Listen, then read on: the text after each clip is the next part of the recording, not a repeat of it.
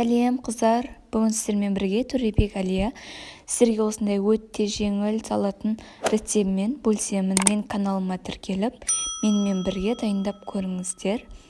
Алдымен бізге керек заттар: капуста, сәбіз, помидор, огурцы және бір сарымсақ керек болады.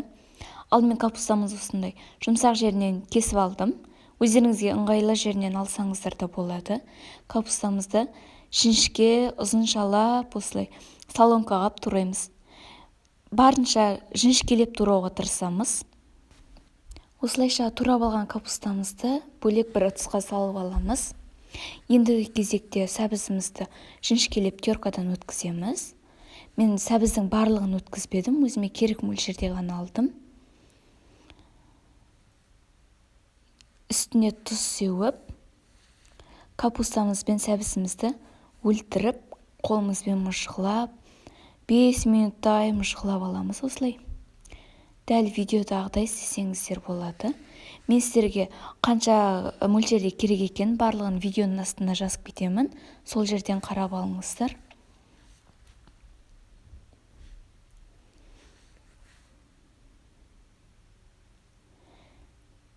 Енді осы капустамыз бен сәбізіміздің үстіне бір сарымсағымызды осындай теркадан өткіземіз. Теркадан өткізіп қосып,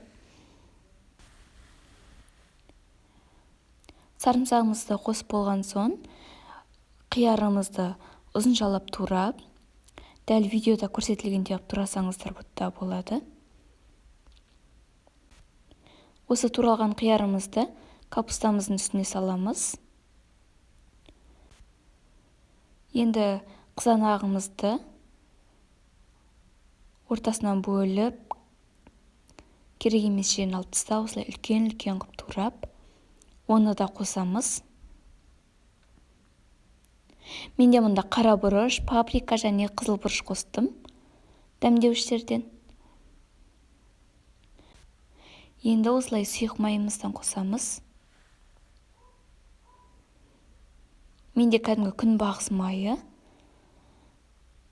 Салатымыздың барлығын бір келкі болғанша араластырамыз. Менде өзімізге ғана бір тарелка ғана істедім.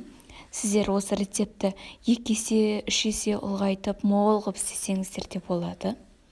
Қарасаңыздар, түрі өте күшті.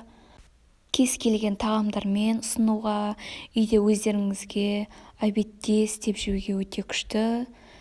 Міндетті түрде жасап көріңіздер, қыздар.